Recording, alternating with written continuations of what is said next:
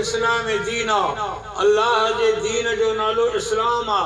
माना रसूल इन ला आयो है तो इस्लाम के दुनिया जे मथा गालिब करे। रसूल आयो है तो दुनिया के यह गाल समझाए तो हिन धरती ते अल्लाह जो दीन हलंदो, अल्लाह जो कानून हलंदो, अल्लाह जी तरफ का आयल शरीयत हलंदी। बी शरीयत अल्लाह वट कबूल कोने, बियो दीन अल्लाह वट कबूल कोने। हाने दीन हलंदो, उही दीन हलंदो जेको मोहम्मद मुस्तफा सल्लल्लाहु अलैहि वसल्लम खणी आयो।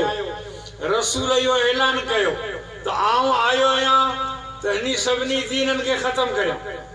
हाने रसूल आयो आहे मक्के में, रसूल मक्के शरीफ में आयो आहे पर आए अकेलो, आए अकेलो ऐं आहे भी यतीम।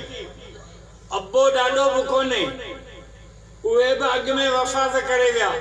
अलम यजिदक यतीमन फआवा, यतीम थी आयो, अब्बो ॾाॾो कोने, मिट माइट सब दुश्मन। अबू जहल जहिड़ा, अबू लहब जहिड़ा से कातक वारा खण बीठा आहिनि, से दुश्मन। मक्के वारा पंहिंजा दुश्मन, मिट माइट अजीज करीब अॻ में रब घुराए वरता। आयो आहे तो यतीम थी ऐं आयो आहे तो मिस्कीन थी। यानी रसूल वट पैसो भी कोने, दौलत भी कोने, मता को ऐरू गैरू चवे तो रसूल जेके मानू मुसलमान कया हुआ उहे दौलत जे करे, पैसे जे करे आया।